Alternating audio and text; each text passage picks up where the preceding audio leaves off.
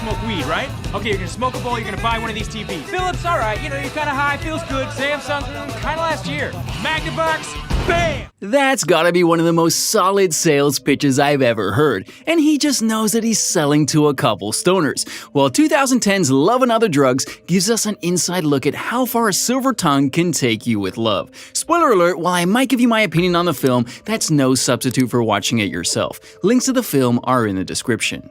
As we see how far Jamie gets with customers, we also see that his silver tongue gets him far with the women. That in turn gets him fired from his job at the electronics store when his manager finds out that he's been screwing his girlfriend in the stockroom the whole time.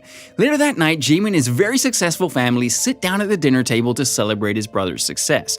And that's when we find out how his brother, Josh, plans to help him. If you suck on my I'll get you an interview. Oh, Josh, watch your mouth! How smooth he was in the initial delivery of that statement is enough to make any mother worry about it being true. But when he turned around and yelled back at her, it kind of took me by surprise. I would have been slapped into the next year if I'd done that. After Josh mentions how much money pharmaceutical reps make, Jamie defends it, and he gets Josh to call the Pfizer VP in the morning. After a rigorous training period, Jamie becomes an even better salesman, and he's placed in the Ohio Valley District to sell Zoloft. What are you thinking about? Money. That's always a good driving factor for a salesman. I was over here thinking about how he's already slept with more women in the first 5 minutes of this movie than a lot of people do in a year. He should have gotten into the sex industry. Once Jamie heads into Ohio to work alongside his distinguished rep, Bruce, he realizes that this job isn't going to be as easy as selling a TV to a bunch of stoners. After he's turned down by multiple doctors who already seem to have their rebuttal prepared for such a time as this, he ends up getting a little discouraged and heads back to his house. With Pfizer merchandise all over the place, he begins to question if he made the right decision in career choices. When Bruce and Jamie meet the next day, Bruce sits there and talks about all of the women in the office, but Jamie turns theory into results as he explains the science of how to pick up women. After they come to one of their biggest clients, they realize that their competition has the upper hand on them, and they're stuck in the waiting room while they watch him walk on back. After leaving the office, Bruce explains how he needs to show income growth so he can make it to Chicago. I got a hunch that you and your swinging might be my ticket to the big leagues. Well, if that doesn't boost your self-esteem, then it just puts the pressure on this other man's entire life on your shoulders. Take it how you will. I'd say it's enough to put a slight chip on Jamie's shoulder.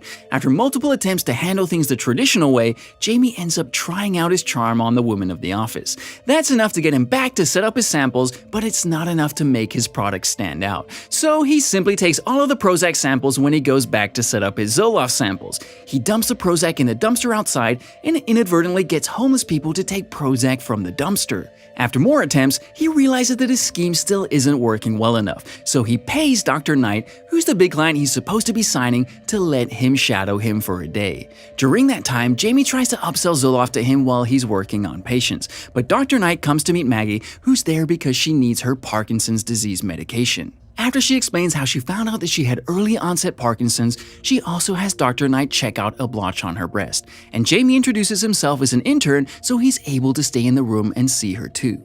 Later in the parking lot, Maggie expresses what she thinks about that. You're a drunk rebel! You let me take my shirt on you! She's got a solid swing on that purse. It kinda makes you wonder if she picked up some bricks before she caught up to him. It's kinda hard to keep up the persona of being a medical intern when your entire trunk is filled with drug samples and Pfizer logos.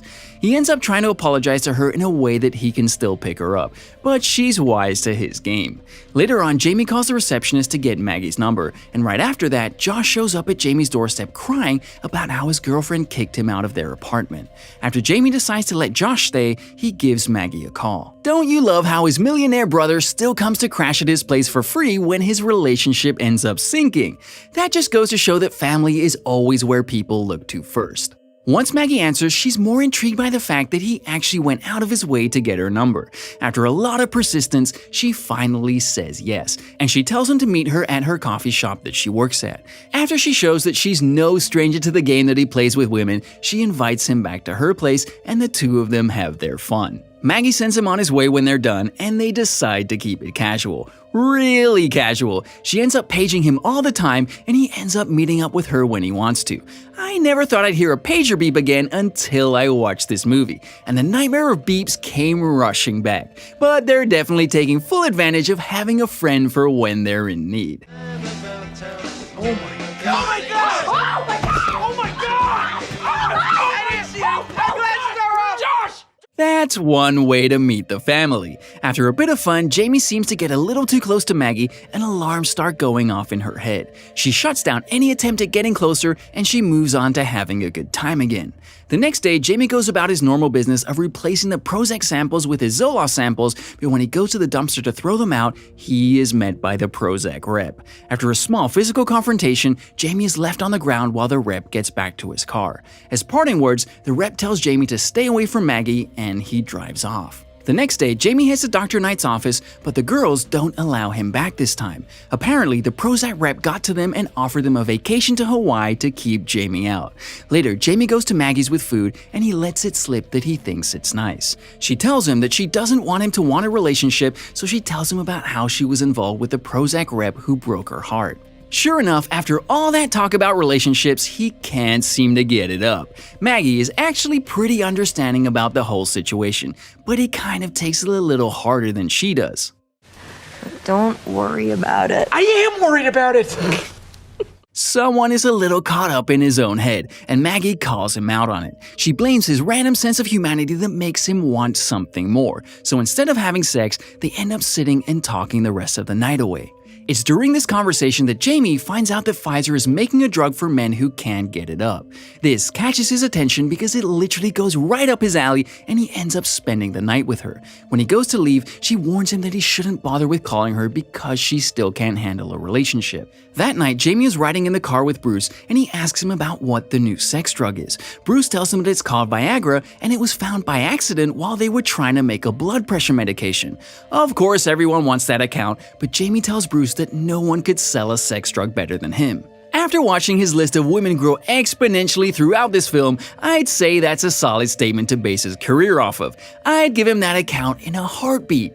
Jamie, Josh, and Bruce go to a local bar to try and catch Dr. Knight in a good mood, but the Prozac rep is with him. After hitting a soft spot with talking about Maggie, the rep ends up leaving. Now it's Jamie's time to shine. He shows Dr. Knight his keen sense of handling women, and he gets Dr. Knight a date for the night. On the other side of the bar, Josh tries his luck at the same thing.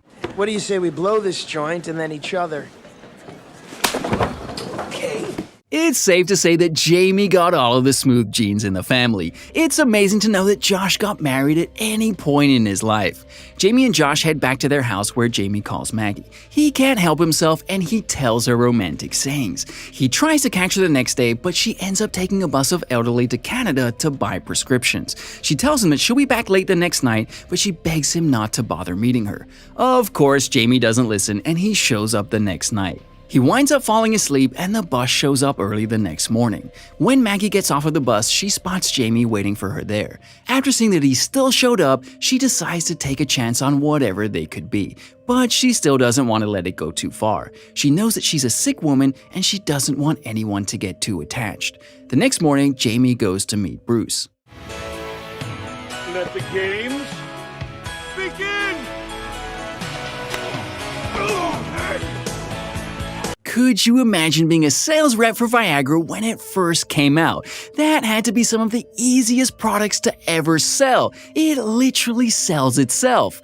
In a short amount of time, Jamie and Maggie are living a comfortable life, and the two of them finally become the couple that he wanted them to be. The two of them support each other through the rise of his career, and they enjoy happiness like they hadn't in a long time. One night, when Maggie hears Jamie tell a lie, she tries to understand why he feels like he has to lie to feel good, when he's already doing such an amazing job. She reinforces that he really is more than he sees in himself, but Jamie takes it with a grain of salt. Later on, Jamie comes home from work and starts to have a panic attack. When Maggie goes to comfort him, she's in for a surprise. I love you. What? Oh, God. Just give me a second, okay?